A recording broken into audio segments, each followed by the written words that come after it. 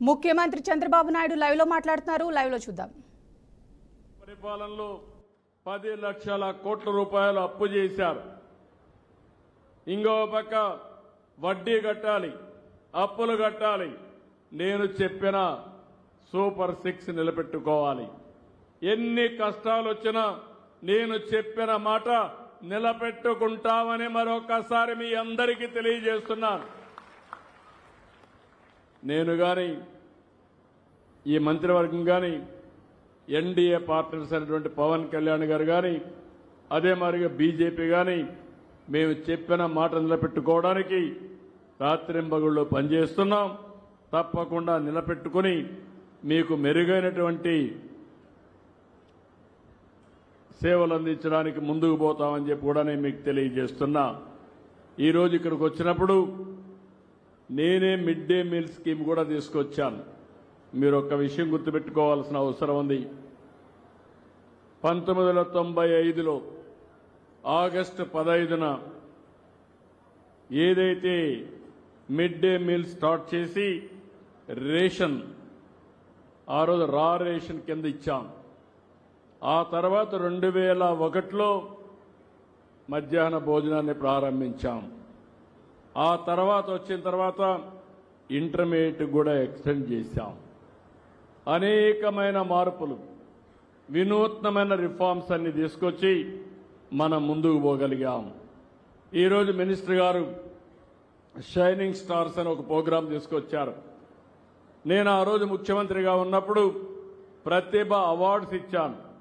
ఆ ప్రతిభ అవార్డ్స్ చూస్తే ప్రతి ఒక్కరికి ఆ రోజు ప్రతిభ అవార్డ్స్ ద్వారా 7వ తరగతి పాస్ అయితే మంచి మెరిట్ వస్తే ఎక్కడ కావాలన్నా చదువుకోవడానికి 10th క్లాస్ వరకు మనమే డబ్బులు ఇచ్చాం. 10th క్లాసులో పాస్ అయితే ఇంటర్మీడియట్ ఎక్కడ కావాలంటే చదువుకోవడానికి డబ్బులు ఇచ్చాను. ఇంటర్మీడియట్లో పాస్ అయితే ప్రపంచంలో నచ్చిన ప్లేస్లో చదువుకునే విధంగా ఆ రోజు ప్రతిభా అవార్డ్స్ ఇచ్చాం. దానివల్ల చాలా మంది చదువుకున్నారు. ఈరోజు మళ్లీ ఆలోచిస్తున్నాను. రేపు రాబోయే రోజులు మినిస్టర్ గారికి డిపార్ట్మెంట్కి చెప్తున్నాను. ఆ రోజు ఈ స్కీమ్ వల్ల పిల్లల్లో ఆత్మవిశ్వాసం పెరిగింది. నా తల్లి తండ్రి వల్లనే కాదు, డబ్బులు అవసరం లేదు, ప్రభుత్వమే అండగా ఉంటుంది, నేను కష్టపడతానని చదువుకున్న వాళ్ళు ఈరోజు ప్రపంచం మొత్తం రాణిస్తున్నారు. మంచి కంపెనీలు పెట్టారు, ఉద్యోగాలు చేస్తున్నారు. ఐటీ గాని ఐఏఎస్ అన్ని రాణించే పరిస్థితికి వచ్చారు. ఈ షైనింగ్ స్టార్స్ అందరికీ అలాంటి స్కీమ్ తీసుకొచ్చి నచ్చిన కాలేజీల్లో చదువుకునే స్వేచ్ఛ మా పిల్లలకి ఇచ్చే విధంగా డిపార్ట్మెంట్ యాక్షన్ ప్లాన్ తీసుకోవాల్సిందిగా నేను కోరుతున్నా. ఈరోజు చాగంటి కోటేశ్వరరావుని పెట్టాం, అడ్వైజర్గా పెట్టాం. ఈరోజు ఓల్డ్ స్టూడెంట్స్ ఉన్నారు, బాగా చదువుకొని సమర్థవంతంగా ముందుకు పోయే వాళ్ళు ఉన్నారు. వాళ్ళందరికీ ఒకటే విజ్ఞప్తి చేస్తున్నా, ఇక టీచర్స్ కూడా మీరు గుర్తుపెట్టుకోండి, వాళ్ళని కూడా ఇన్వాల్వ్ చేయండి. ఈ స్కూల్ ఉంది, అప్పుడప్పుడే పిలిపించండి, వారి దగ్గర కూడా పిల్లలకి టీచ్ చేయించండి, వాళ్ళ బెస్ట్ ప్రాక్టీస్ చెప్పమనండి.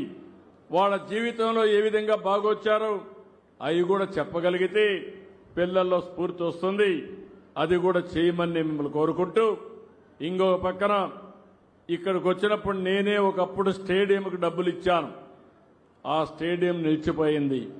దానికి 2 కోట్లు అవుతుందన్నారు. ఆ 2 కోట్ల రూపాయలు ఈ రోజే శాంక్షన్ చేస్తున్నాను. One of the best stadium ఇక్కడ కడతామని చెప్పి తెలియజేసుకుంటూ ఈరోజు మిమ్మల్ని అందరినీ మరొక్కసారి విజ్ఞప్తి చేస్తున్నా.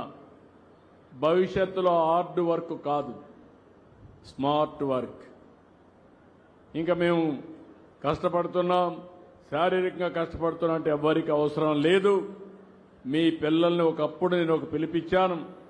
ఆ పిలుపు మీ పిల్లల్ని ఐటీలో చదివించమంటే 25 ఏళ్లలో ఈరోజు నేను ఇచ్చిన పిలుపు అందుకున్నవారు ప్రపంచంలో ఏ దేశానికి పోయినా ఎక్కువ తలసరి ఆదాయం సంపాదించే వ్యక్తులు ఎవరంటే మన తెలుగు బిడ్డలు, మన రాష్ట్రంలో ఉండే పిల్లలు.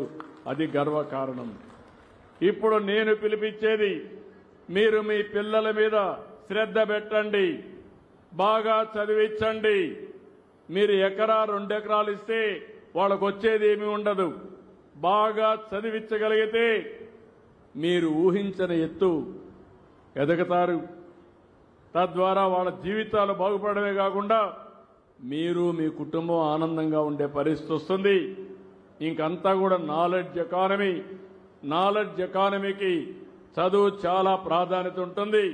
ఈ విషయం గుర్తుపెట్టుకోవాల్సిందిగా మిమ్మల్ని అందరినీ కోరుకుంటూ ఈరోజు ఈ కార్యక్రమాన్ని ఒక స్ఫూర్తిదాయకంగా నిర్వహించిన విద్యాశాఖని మనస్ఫూర్తిగా అభినందిస్తూ దీన్ని రాబోయే రోజులు ఇదే విధంగా ముందుకు తీసుకుపోవాల్సిందిగా కోరుకుంటూ అందరికీ నమస్కారాలు.